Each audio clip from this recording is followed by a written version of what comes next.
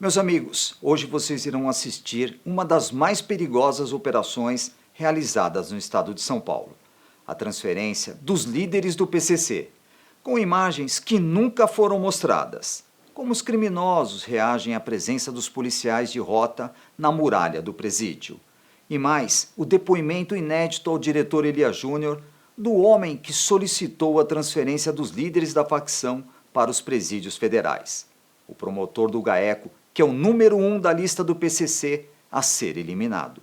E tudo o que você gostaria de saber e muito mais. Meus amigos, neste dia 15 de novembro, não esqueçam de mim. Quero ajudar a melhorar as condições de trabalho dos nossos guerreiros e também da nossa população.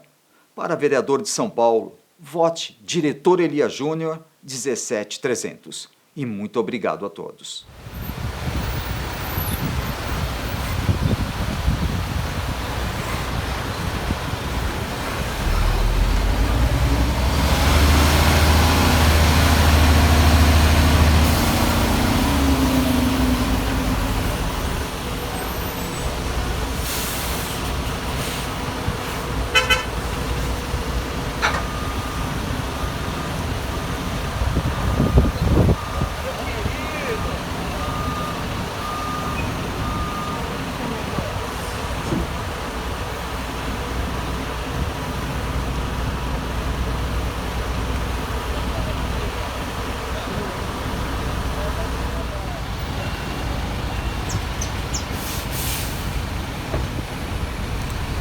Legal, Eli. Manda isso aí.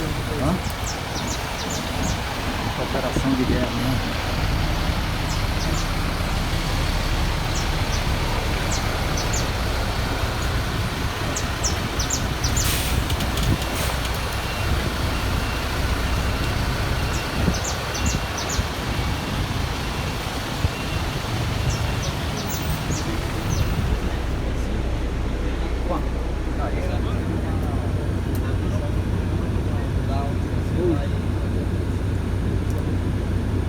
Da porra, né?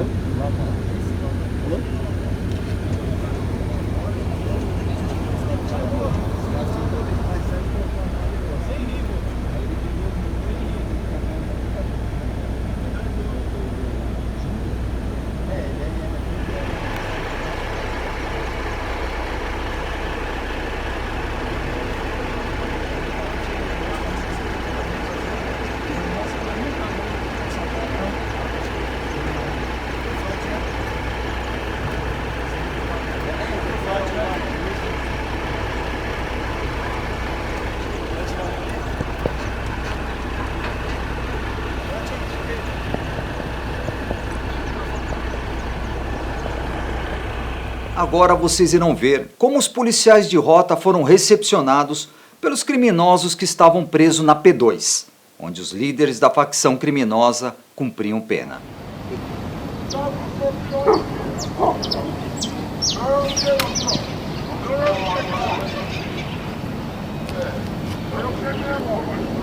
É você mesmo, rapaz.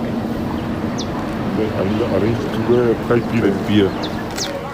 Olha lá passando lá no 16, subindo algum barato, tá vendo? É, 40. Tá vendo? É, ou 40. Toma a mão, bagaçado, em cima da muralha. Boteta, solta eu. Quer confronto? Solta eu, Cusicu. De novo essa teoria dele. Você quer confronto? Solta eu. Solta eu, porra. Solta eu, caralho! Olha aqui, ó! Na 15 aqui, ó! É confronto! Solta eu! Arrombado! Você vai fazer médico, tá lá dentro. Aqui fora. O Zulu que ganhou na primeira semana foi isso aí, né? Você é ótimo pra mim, você é Vai aqui fazer uma ação dele. Aqui é um cachorro ou um tatu? Nossa, aí,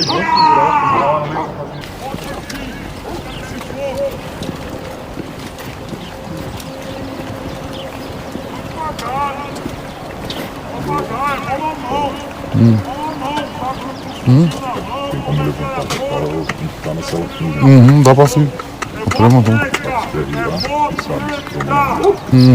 pra mim feio, sem nada na mão, e me matar. Talvez você não pode ser cabeça, seu maldito. vocês. Olha vocês pra mim, sem nada na mão, eu arranco a cabeça de vocês. Qualquer um, caralho! Eu arranco a cabeça de vocês, seus malditos! Essa rota foi em delay. Não, eu sabia. Aí às vezes a gente tá aqui também andando, ele até onde não. Ele lá tudo, ele não reconhece mais. Ele fala assim, Mendonça, filha da puta! Manda um recado pro Mendonça, ele me cruzou. Só mentira,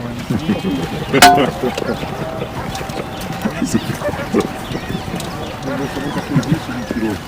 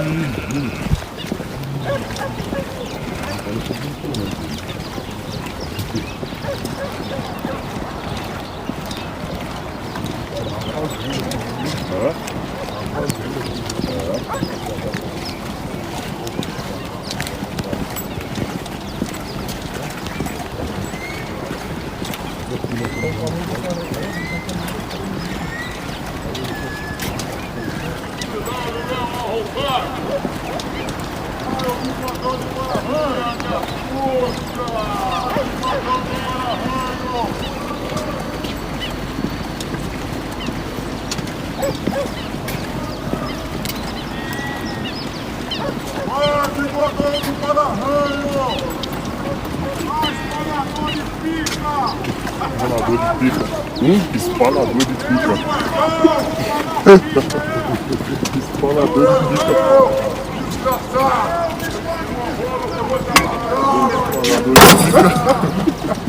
Os caras têm uma mentalidade fodida, né, velho? Ai, Jota, os caras gostaram de você mesmo, né, cara? Espalador de pica. Jogador de para-arranho, mano. Para-arranho. Ai, caralho. Pô, tá suave agora, hein, mano?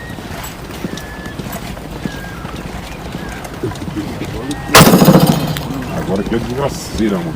Agora é desgraceira, hein? Puta, Jota, se segura, cara.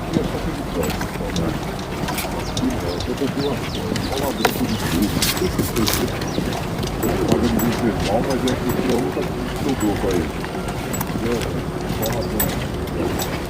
Tela.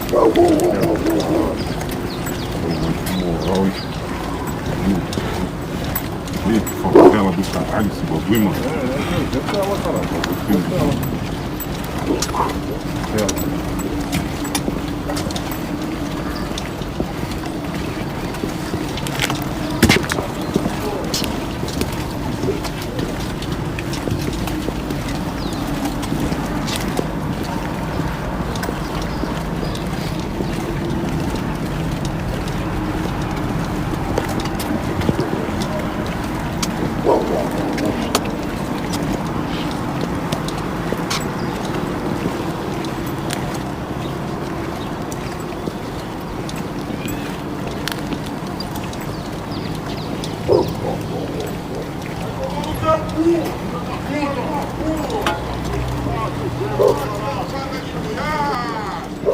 Vai, seu fiado! Seu burro velho! Pilantra! Filma minha rola aqui, ô seu burro! Seu vacilão! Olha o Fred Love, né? Seu vacilão! É seu de você tá parecendo meu saco!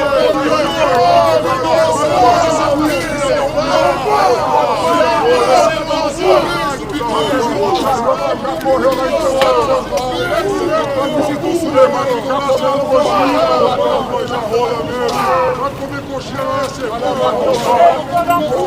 Vou comer coxinha na Cepam. Por favor. Essa cozinha é da Leste.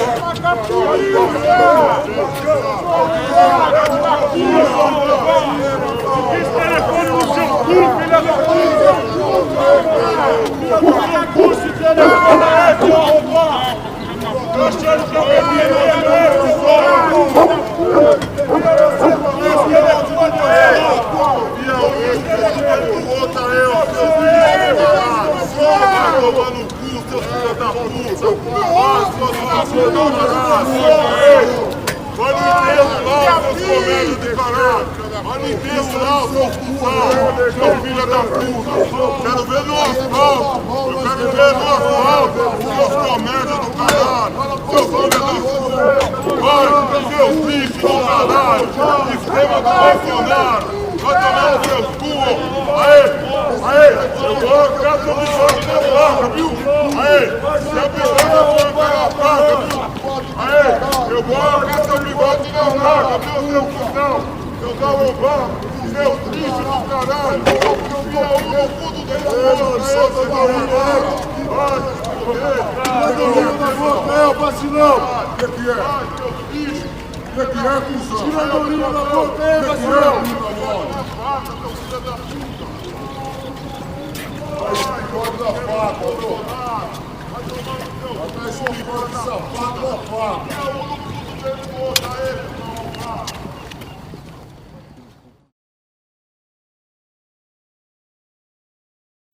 Doutor, o senhor é um dos mais estudiosos, né, promotores que vem acompanhando o trabalho do PCC. Como o senhor descreve o PCC hoje em questão de organograma, de poder bélico, de tráfico de drogas? Veja, eu na verdade atuo diretamente, né, em investigações envolvendo o PCC desde 2005. Então o que eu posso informar é que 2005, né, até a remoção que ocorreu aí no ano passado da liderança para o sistema penitenciário federal, o PCC ele se tornou uma grande empresa criminosa, né, uma organização criminosa, eu costumo dizer em caráter pré-mafioso, né, praticamente quase entrando num nível de máfia, né, seria a única organização hoje da América do Sul poderia ser considerada já praticamente uma organização mafiosa, né? Então de 2005 para cá eu venho verificando o crescimento espantoso, né? Não só em poder bélico, né, de armamento, mas na capacidade de tráfico, inclusive tráfico internacional, né? O PCC hoje o carro-chefe do PCC hoje o tráfico para a Europa, né, o tráfico de cocaína para a Europa, o tráfico interno hoje foi colocado em segundo plano, né, o que rende realmente milhões para o PCC é o tráfico internacional, e de 2005 para cá eu só vi essa organização crescer. Por mais que nós fizéssemos e tivéssemos à frente de várias investigações que culminaram na prisão de centenas de integrantes, né, a maioria delas inclusive feita pela Rota aqui de São Paulo, cumprida aqui pela Rota, através de investigações oriundas lá de Presidente Prudente, do GAECO que eu coordeno, não é? Mas eu tenho visto de 2005 para cá um crescimento espantoso, porque esses presos, embora estivessem segregados, né, de 2006 até 2019 na Penitenciária 2 de Venceslau, eles acabaram ali tendo um terreno fértil para poder se fortificar. Num primeiro momento eles tinham acesso a telefone celular, nós não tínhamos ainda unidades com bloqueadores do Estado, então eles conseguiam ali dinamizar, aumentar, otimizar o seu tráfico de entorpecentes, roubos a bancos, a carros fortes, etc. Então, a partir de 2012 foi implantado bloqueador de celular naquela unidade prisional, onde estava o Marcola e as demais lideranças, mas nós verificamos que o celular não era o maior problema da prisão, né? Muito se pensou, e eu já fui perguntado várias vezes, né, se a gente acabasse com o celular, o crime organizado iria acabar também, o celular nas prisões. E a gente verificou, né, que isso não era totalmente verdadeiro, porque as ordens elas continuavam entrando e saindo semanalmente através de visitas e infelizmente também através de maus advogados, né, que se prestam a esse papel de pombo-correio do crime. Eu mesmo tive a oportunidade de coordenar a Operação Etos, nós prendemos e condenamos 39 advogados, inclusive o vice-presidente aqui do CONDEP, que é o Conselho Estadual dos Direitos Humanos, o Luiz Carlos, que foi condenado a 30 anos de reclusão, junto com o seu Marcola também, que foi condenado nesse processo a mais 30 anos de reclusão. E ficou demonstrado então que a arma maior deles não era realmente o celular, mas que a capacidade de mobilização, a capacidade de comunicação, ela continuava e continuou ativa através de familiares e através de defensores, né, de maus defensores. Então, nós tivemos todos esses problemas. Nós tivemos em 2012, vocês sabem muito bem disso, a morte de praticamente uma centena de policiais aqui no estado de São Paulo, a mando do PCC. Foi o ano com mais homicídios de policiais militares determinados pelo crime organizado. Obviamente era sinal de que naquela época houve um combate mais direto e mais efetivo a essa facção, né, que gerou esse confronto sangrento e na maioria das vezes assassinato covarde de policiais militares aqui do estado de São Paulo, a maioria de folga ou, né, trabalhando em bicos, etc. E o que a gente imaginou, o que a gente sempre entendeu, e nós oferecemos uma denúncia em 2013, que foi considerada a maior investigação da história do Ministério Público de São Paulo. Ela durou 2 anos e meio, com milhares de horas de interceptações telefônicas. Acredito que nós fomos a única unidade a gravar o Marcola dando ordens no celular ainda, na época que eles tinham acesso, em que ele dizia que eles foram responsáveis nessa gravação pela diminuição de homicídios no estado, né, que foi ordem deles, na verdade não foi ação do governo. Eles proibiram o crack dentro das unidades prisionais, então acabaram os assassinatos, né, e mais alguns arroubos de poder que na verdade não eram totalmente verdadeiros, né? E a gente imaginou que deveríamos isolar essa liderança. Em 2012 nós pedimos o RDD do Marcola e mais 34 integrantes. Essa denúncia, né, essa investigação, ela tem 175 presos, aliás, réus. Nós pedimos a prisão de todos eles e a internação em RDD de todos aqueles que já estavam presos, como é o caso do Marcola, e obtivemos na maioria dos casos. Eles ficaram internados no RDD por 1 ano, isso não rompeu o poder que eles tinham, não só aqui no estado de São Paulo como fora. A partir de 2015 eles começaram a expandir a atuação para fora do estado de São Paulo, e hoje eles estão no país todo, né? O PCC hoje tem mais de 30 mil integrantes no país todo, sendo 12 mil deles aqui no estado de São Paulo, não é? A maioria preso, evidentemente, mas hoje a maior organização criminosa da América do Sul, com certeza, ramificada em todos os estados da federação, e também na maioria dos países da América do Sul e em alguns países da Europa, já onde eles têm inclusive feito esse tráfico de entorpecentes para lá. Então o crescimento foi muito grande, foi exponencial, o poder só aumentou, o que nos levou, né, à conclusão, e você disse que nós temos estudado, né, e realmente nós nos debruçamos tanto na criação do organograma do PCC, e esse organograma ele foi construído por nós já em 2012, pela equipe que nos auxilia, da Polícia Militar, e também com a inteligência da Secretaria de Administração Penitenciária, através de documentos, através de delações premiadas, né, nós conseguimos identificar o organograma dessa organização criminosa, que é uma grande empresa, né, toda dividida em setores. Ela tem uma forma piramidal, obviamente, onde estava a sintonia final, que era composta pelo Marcola e mais 6 integrantes, não é? E esses presos, eles dividiam essas funções, né, dentro não só das regiões do estado e hoje do país, mas também por tipo de atuação. O departamento financeiro, o departamento do progresso, que na verdade trata do tráfico de entorpecentes, o tomate, que hoje é o tráfico internacional de drogas do PCC. Eles têm um setor disciplinar que envolve os tribunais do crime e também, né, envolve os fatos que ocorrem e litígios que ocorrem dentro das unidades prisionais, porque hoje para um preso matar o outro hoje, se for uma unidade do PCC, ele tem que ter uma autorização para isso. Então, obviamente, inclusive, a presença e a atuação do PCC dentro do sistema prisional, ela diminuiu o número de homicídios que tinham dentro do sistema.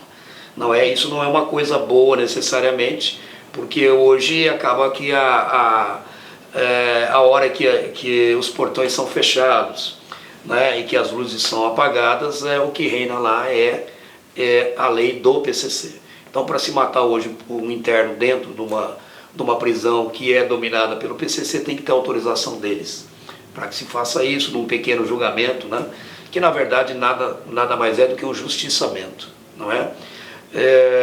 E o que a gente entendeu é que era necessário, então, quebrar essa cadeia de comando.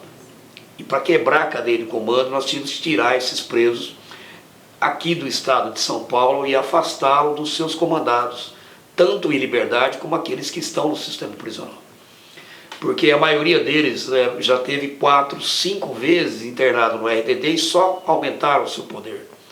O RDD, aqui no estado de São Paulo, para aqueles que não sabem, ele fica no CRP na cidade de Presidente Bernardes, que fica a distância 30 quilômetros de Presidente Venceslau. Vocês já estiveram gravando lá, devem ter passado de frente à unidade. Então o que acontece? O preso saía da penitenciária 2 e ele se locomovia, ele é levado a 30 quilômetros até o CRP. A única diferença que existe lá para o regime da penitenciária 2 é que ele fica isolado 20 horas por dia numa cela individual e não tem visita íntima, mas ele tem contato com seus familiares e tem contato semanal e às vezes quase diário com advogados. Então o que acontecia é que os mesmos advogados que atendiam na penitenciária 2 saíam, se locomoviam 30 quilômetros, pegavam os recados que recebiam na penitenciária 2, já passavam para o Marcoli e para as demais lideranças que estavam no CRP cumprindo o RDD. Então a solução seria mandá-los fora do estado de São Paulo para o sistema penitenciário federal. Nós temos tentado isso, estávamos tentando isso desde 2006, né? Muita dificuldade, problemas políticos. Nós tínhamos um governo federal do PT e um governo estadual do PSDB já há muitos anos.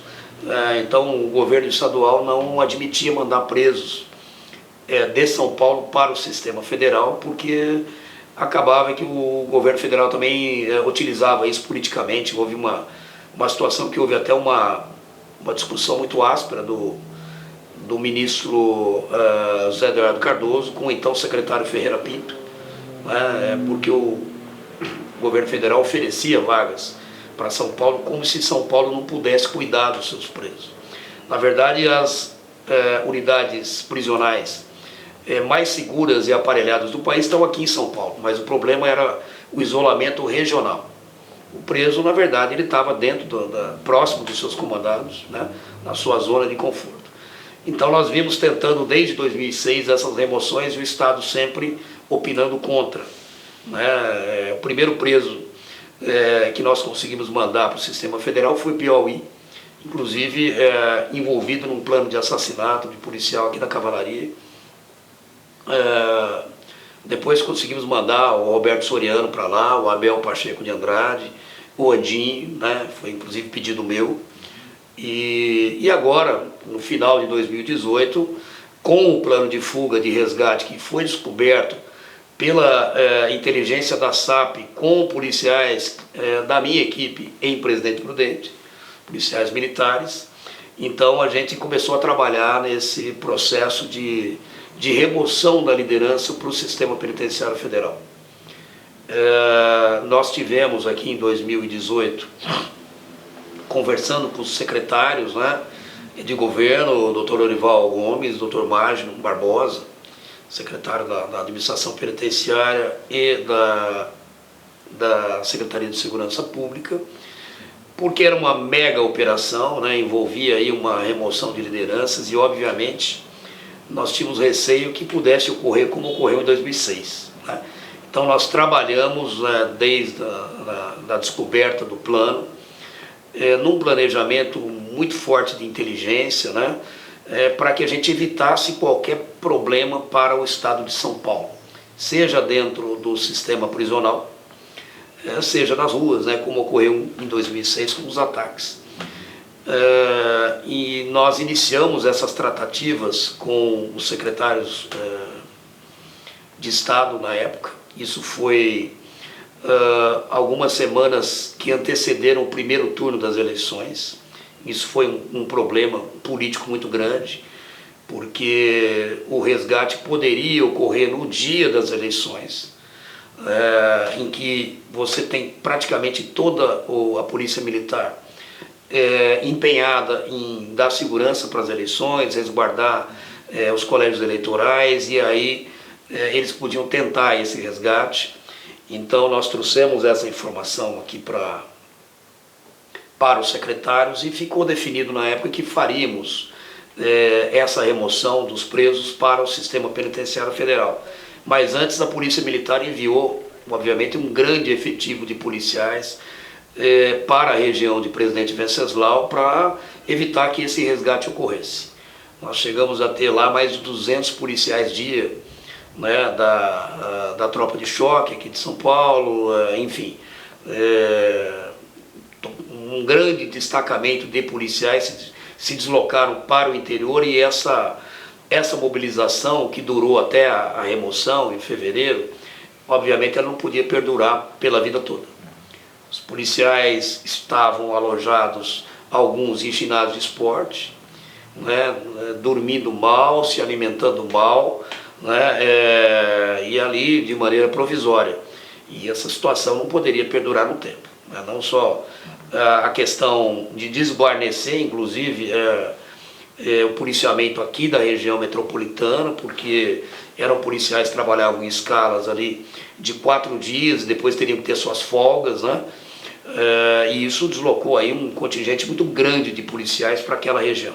Então a única posição possível era a remoção dessa liderança, como está previsto inclusive na lei, né? A lei prevê que, se houver risco de resgate, se o sujeito for integrante de organização criminosa, ele precisa ser removido para a penitenciária, unidades penitenciárias federais. E foi isso, né, que foi resolvido. Vieram as eleições, o primeiro turno, e o que foi dito é que essa remoção seria feita qualquer que fosse o resultado das eleições. Vieram o segundo turno das eleições, o então governador Márcio França, que até então era favorável, né, pelo menos eu não conversei pessoalmente com ele, mas conversei com os secretários, que me disseram que haviam informado o governador que havia dado sinal verde para a remoção logo após as eleições, e nós entendimos também que o correto a fazer era esperar o segundo turno das eleições para não causar aí um problema maior aí, né, de segurança do Estado, para poder fazer essas remoções antes do final do ano, né? Então poderíamos fazer já no mês de novembro essas remoções com segurança, com planejamento e segurança. E foi o que nós pretendíamos. Ocorreu o segundo turno das eleições, o então governador em exercício, que era candidato ao governo, perdeu as eleições, retirou o apoio, pelo que eu soube. Os secretários também, né, se recusaram a fazer o pedido. O pedido normalmente é feito pelo próprio Estado, o Estado é que tem que resolver se um preso que está sob a sua custódia precisa ser removido para unidades federais, até porque a lei ela disciplina que o Estado será ouvido nesse caso. E aí, para minha surpresa, né, os secretários se recusaram a fazer esse pedido. E eu tive que fazê-lo sozinho, né? Cheguei a conversar com o governador pessoalmente, em que ele ponderou, né, que entendia que havia risco de segurança pública caso a remoção fosse feita, e que as eleições já haviam passado, que o governo havia terminado. Eu então ponderei na época ao governador que aquilo não era um problema de governo, mas um problema de política de segurança pública de Estado, né? E portanto precisa ser resolvido naquele momento, em novembro, logo depois das eleições. E como não houve um consenso, né, não houve uma ação afirmativa do Estado nesse sentido, eu mesmo fiz o pedido. Eu, como promotor do GAECO de Presidente Prudente, vim até São Paulo e fiz o pedido de remoção dessa liderança. Já tinha feito o pedido de 7 presos, que eram da Operação Echelon, que eram líderes também, que estavam no RDD, e aí fiz o pedido de remoção de mais 15 para o sistema penitenciário federal, incluindo o Marcolli e toda a liderança. que totalizaram 22 presos, né? Isso foi feito em novembro de 2018. Pois bem, né, esse pedido foi feito em sigilo absoluto, aqui na capital do estado, por mim, e para minha surpresa, a Folha de São Paulo, no dia 2 de dezembro, publicou que o pedido de remoção havia sido feito, né, e colocando inclusive a minha segurança pessoal em risco, porque no dia 8 de dezembro, uma semana depois, policiais da rota prenderam cartas na saída de visitas da penitenciária 2 de Venceslau, com ordens para me assassinar, e também o coordenador da Croeste, o Dr. Roberto Medina, caso essas remoções fossem realmente feitas. Houve uma demora, né, na apreciação, até porque houve uma resistência muito grande do Estado, mesmo com o pedido sendo feito pelo Ministério Público. Os secretários foram contra, né, opinaram contra essa remoção, o secretário de Segurança foi contrário, e o secretário de Administração Penitenciária, na época, ele opinou pela remoção, mas depois do final do ano, ou seja, em janeiro, obviamente depois que já tivesse mudado não só as secretarias como o governo. E realmente, né, como essa situação se prolongou no tempo, vieram as saídas temporárias de Natal, a tal da saidinha de Natal, ou saidão, em que 22 mil presos foram postos em liberdade. E aí havia um risco realmente muito grande de se cumprir uma decisão dessa ordem, né, dessa importância, numa época aí de Natal. Os presos poderiam entender que aquilo foi uma afronta. Por outro lado, teria um exército aí de presos soltos, em capacidade de cumprir salves e eventualmente causar algum tipo de problema para a própria segurança pública.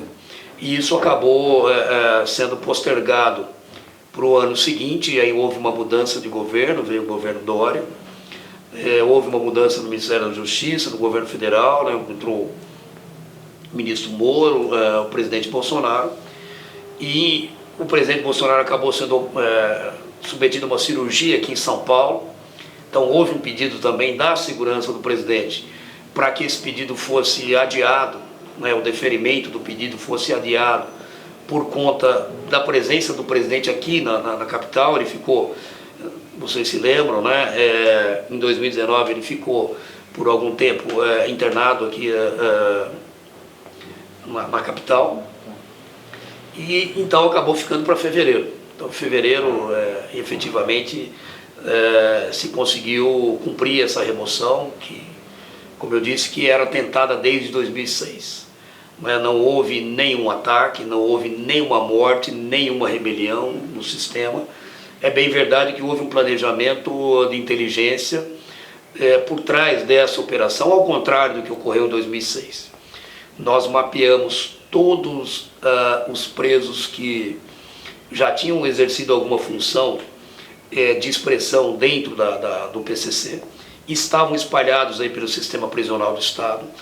A remoção de mais de 100 presos para a penitenciária 1 de Presidente Venceslau.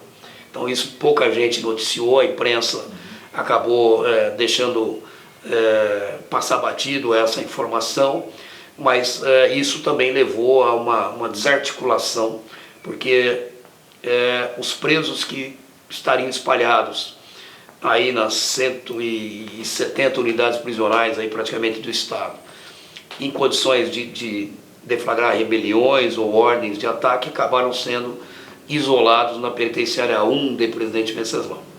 E concomitante fizemos a remoção desses 22 presos para o sistema penitenciário federal. Um detalhe também importante de ser anotado é que quando fizemos a relação desses presos que seriam removidos, né, nós verificamos que estava ali o primeiro e o segundo escalão da facção.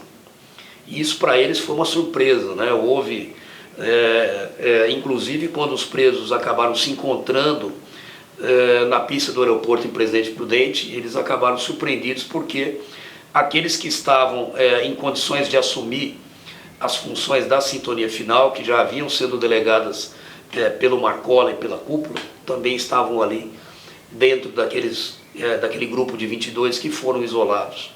nas penitenciárias federais. Né? Foram levados para Brasília, Mossoró e Porto Velho. E isso realmente foi um duro golpe para a organização criminosa, e eu acredito que o maior desde a sua fundação. Né? Então, desde a liderança do Marcola, o maior golpe para o PCC foi o isolamento de toda a liderança, que tem se mostrado, né? Já nós vamos praticamente 1 ano e meio para 2 anos da remoção, nós chegamos a ter uma diminuição de número de homicídios no país. Essa diminuição ela é em parte também decorrente desse isolamento, porque na medida em que Marcola e demais lideranças foram removidas para o sistema penitenciário federal, eles se encontraram com as lideranças do Comando Vermelho e do FDN e outras facções que estavam em guerra pelo país. E ali houve uma trégua, né? Porque o novo inimigo, o inimigo comum, isso sempre foi dito pelo Marcola, é o Estado, não é o crime. O crime não é inimigo do crime, né? O crime é inimigo do Estado. E eles acabaram ali determinando uma trégua, tanto que nós temos mais notícia de mortes por guerra de facções, e isso decorre do isolamento dessa liderança. Né? Não tem nenhuma medida do governo federal ou do governo estadual que tenha reduzido essas mortes. O que reduziu foi a remoção e o isolamento. Esse, obviamente, foi um primeiro passo. O segundo passo é identificar quais as lideranças que permaneceram aqui no estado de São Paulo. Notadamente são lideranças que hoje estão em liberdade, mas que já há investigações bem avançadas no sentido de identificá-los, prendê-los e isolá-los também. Né? Se depender de mim, obviamente, serão levados, presos e levados também para fora do estado de São Paulo, longe da sua zona de conforto e da sua zona de atuação. Né? Então essa é a dinâmica, e agora identificar também a questão financeira da organização criminosa. Mas eu já posso adiantar que hoje a gente tem investigações bem estruturadas nesse sentido, provando inclusive que parte desse dinheiro, ou grande parte desse dinheiro, não está aqui no país mais. Ele é encaminhado para fora, para o Paraguai, para a Bolívia, né, para os países da América do Sul, via doleiros. Né? O PCC já está operando com o mesmo esquema da Lava Jato, que é o esquema do dólar a cabo, né? E que isso só é possível através dessa rede de doleiros, né? Que alguns são os mesmos envolvidos no esquema da Lava Jato. Essa droga ela é mandada para a Europa, 1 quilo de cocaína lá custa em torno de 25 mil euros, né? É um lucro, né, espantoso. Para imaginar 100 mil, 120 mil reais 1 quilo de cocaína, se você mandar 1 tonelada mês, nós estamos falando de R$1 bilhão. Né? Então isso para o PCC também foi um crescimento, um avanço muito grande. E um desafio para nós, né? Identificar essa nova estrutura, essa nova forma de atuação, e a intenção é isolá-los também. E aí verificar quem vem agora, né? Os jovens que pretendem assumir esse comando, como acontece nas máfias por aí. E também, né, seguir combatendo. Essa é a nossa missão. Doutor, explica um pouquinho para nós. Como é que foi esse plano de fuga? Como é que foi descoberto? O que era? Se fala em milhões de reais para resgatar o Marcola. Veja, claro que eu não posso dar todos os detalhes, né, da maneira como foi descoberto, mas nós trabalhamos, obviamente, através de informações de inteligência, basicamente foram colhidas não só no local, né, na Penitenciária 2, mas em outras unidades, também contando com a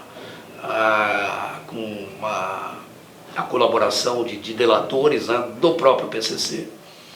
Era um plano muito bem estruturado. Na verdade, que a minha equipe atuou, já era o 3º plano de fuga do Marcola, né, e esse bem mais estruturado.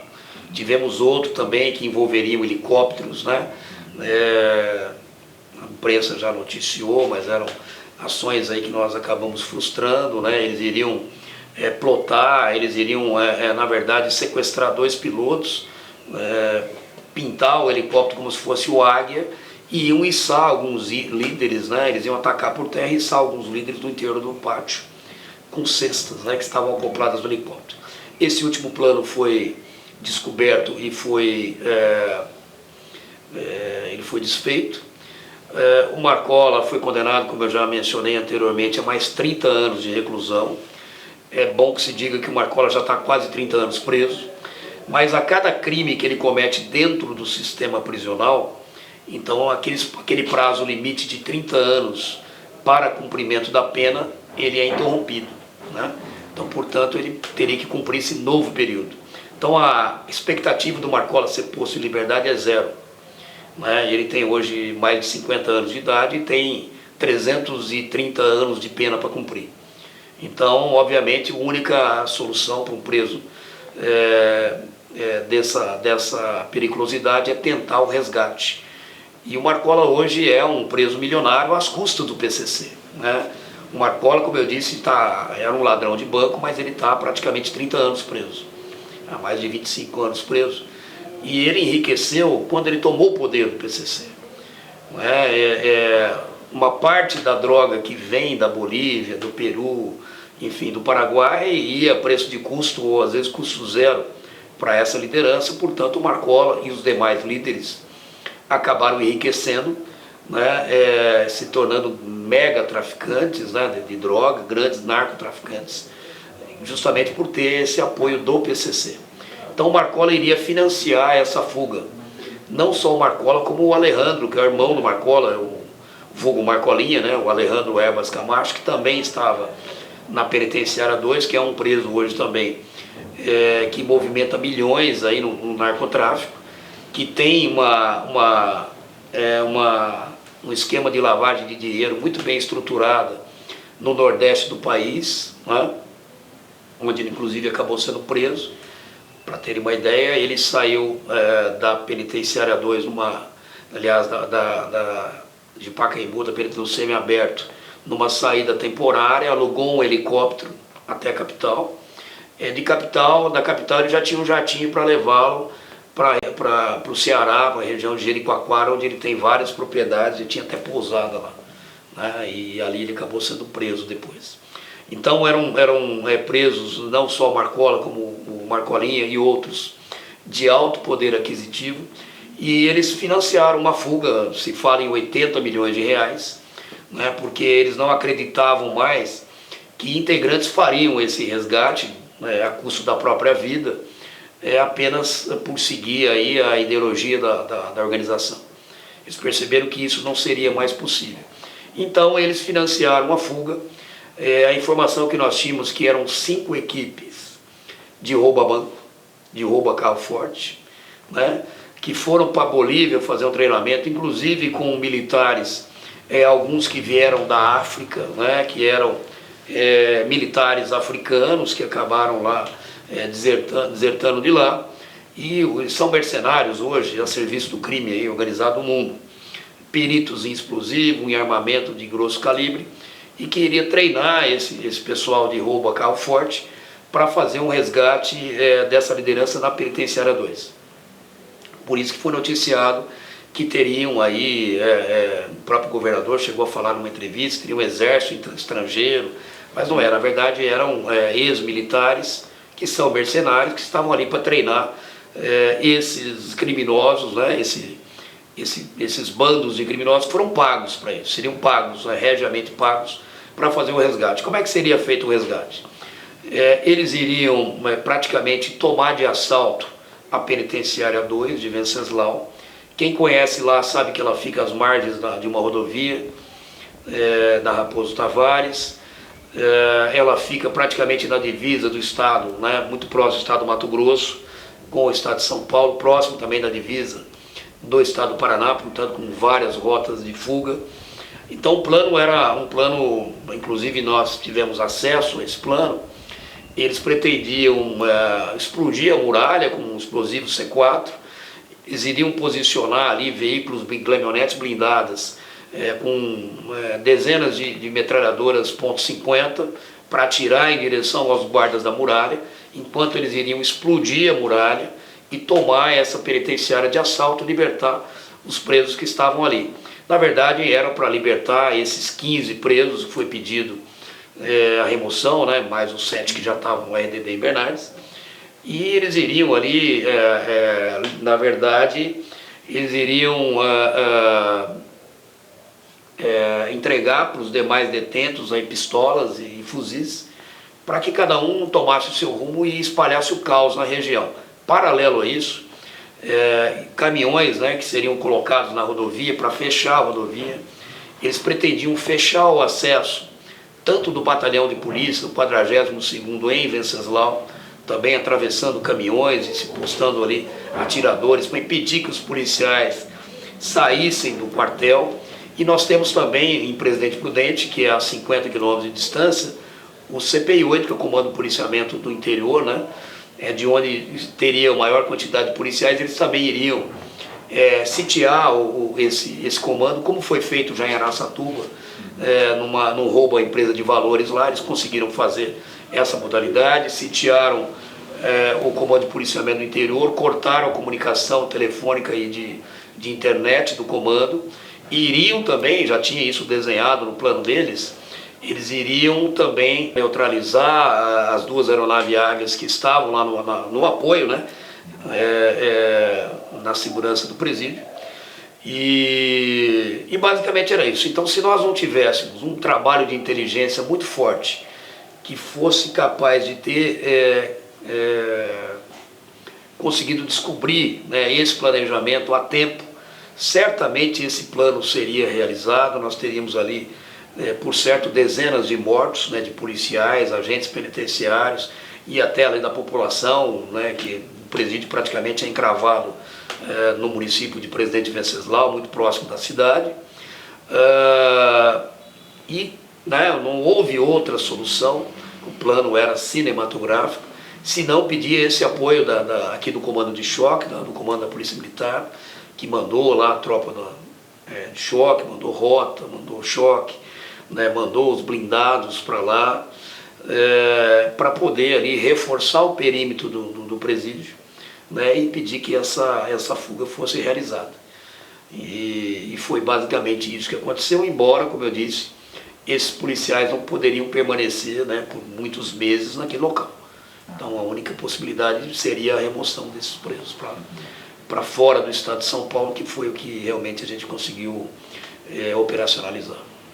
Como é que é o organograma do PCC? Dá só uma pincelada para as pessoas terem uma ideia como funciona. O PCC, vamos imaginar uma grande empresa, né, hoje uma empresa de sociedade anônima, né, em que ela tem um conselho, né, deliberativo que está abaixo da presidência. Vamos imaginar a presidência dessa empresa hoje, dessa empresa criminosa, seria o Marcola, né?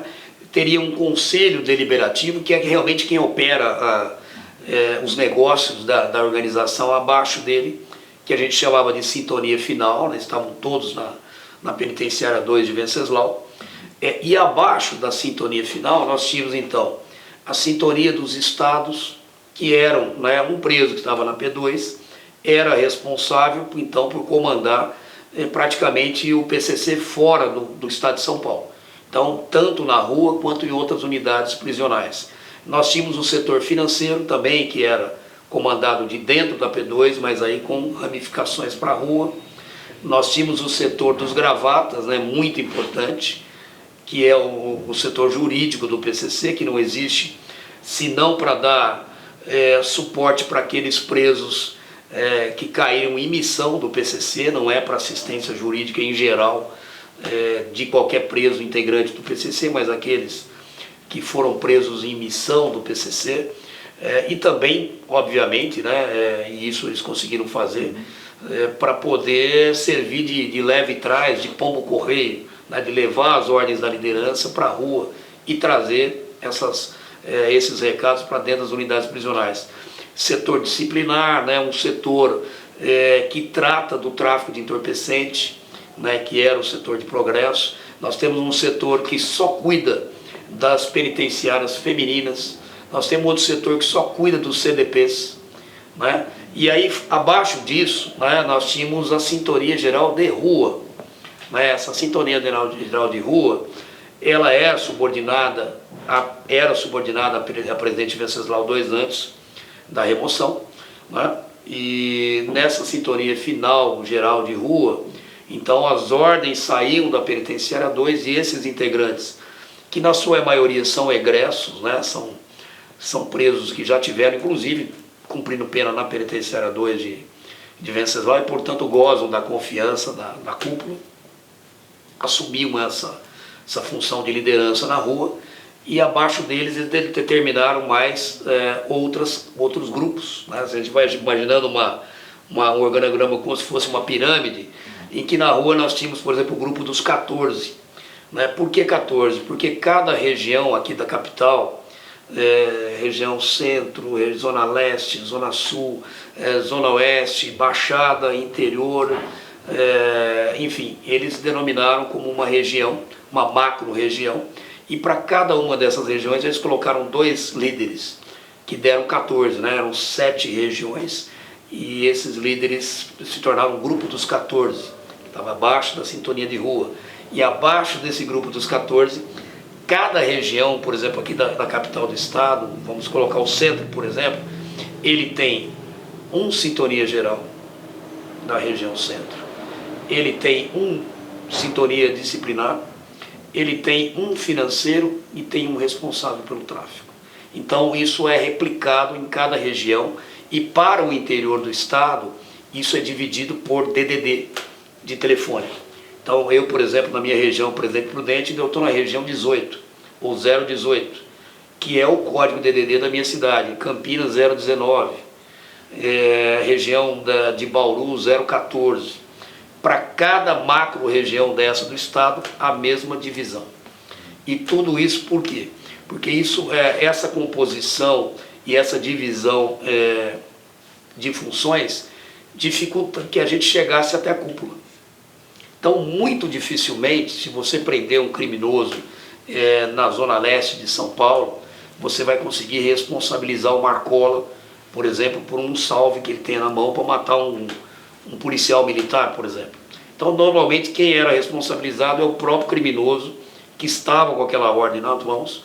Tivemos um exemplo aqui há pouco tempo, né, de assassinato, inclusive aqui de um cabo da rota, não é? Possivelmente aí a mando do PCC, nós temos já integrantes do PCC presos nessa ação, mas dificilmente você vai conseguir responsabilizar a cúpula por uma ação que foi praticada a mando da cúpula por um integrante da base.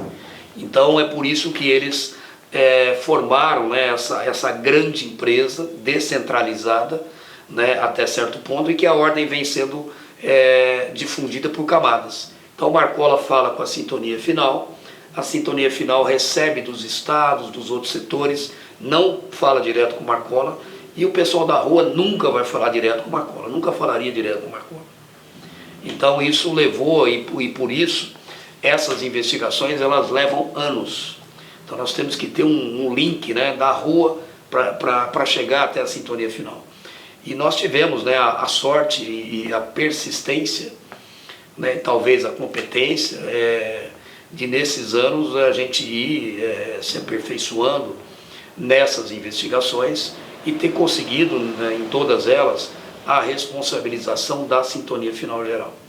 Então todos eles aí da sintonia final geral foram condenados, tanto na operação Etos, né, dos advogados, a 30 anos de reclusão cada um deles. Depois tivemos a operação Echelon, né, que é uma operação conduzida por mim em conjunto com a Polícia Civil da minha região, que atingiu o PCC em 14 estados, mas que nós conseguimos também, aí, graças a essa operação, a internação no RDD de 7 líderes e depois a remoção junto com os 15 que seriam resgatados, que deram 22, né?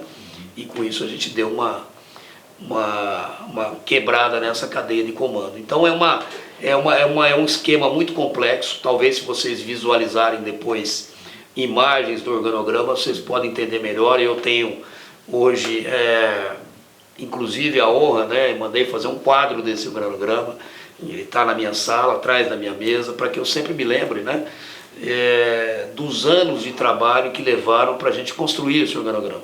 E ele é usado hoje no Brasil todo, né? O Brasil todo utiliza hoje esse organograma Quando nós prendemos algumas lideranças, eles olharam para o programa e se surpreenderam, né? Falaram, mas quem passou isso para vocês? Na verdade, a gente aprendeu com eles como eles se organizavam. O que você gostaria de acrescentar? Eu acho que eu já disse, Elias, o que eu precisava dizer. Eu, na verdade, se vai verificar que eu não dei entrevista depois das emoções, embora eu tenha ficado engasgado, porque não foi o Moro responsável pelas emoções, ganhou até medalha aqui do governador, não foi o governador Dória. Como eu disse, tenho respeito por essas autoridades, mas eles não moveram uma linha sequer para que essa remoção fosse feita. Quem fez experimento ônus até hoje fui eu. Então, enquanto eles apareceram aí nos programas de televisão, fizeram plataformas políticas, dessa remoção, eu continuo trabalhando. E hoje, a verdade o tempo acaba esclarecendo as coisas. Então o pedido foi feito por nós, não houve derramamento de sangue aqui no estado de São Paulo, como se imaginava, que isso era um absurdo, que teriam ataques. Acho que o Estado não pode se curvar, a esses criminosos. O Estado tem que ter a mão firme, como teve. E se tivesse, eu disse isso, inclusive, para o comandante-geral, e ele concordou comigo na época, o coronel Salles, se tiver retaliação, nós temos que estar preparados para essa retaliação. Mas não podemos voltar atrás por conta de medo, de ataques, de criminosos, etc. Temos que fazer o que precisava ser feito. E basicamente foi isso. Eu não disse isso em nenhuma entrevista anterior, porque eu acho que não era o momento.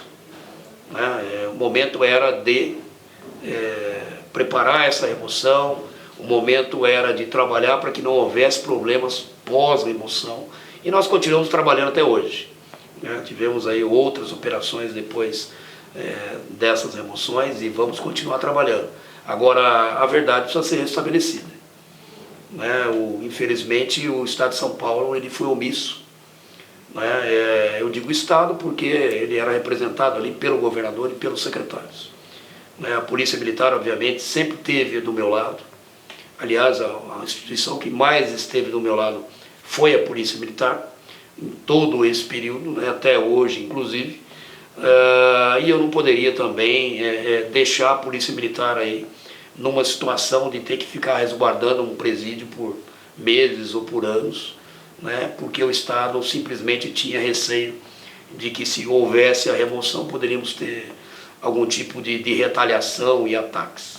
Então, basicamente foi isso, a história é essa. É longa, mas é essa. E assim vocês puderam saber tudo sobre essa guerra entre o crime e a lei.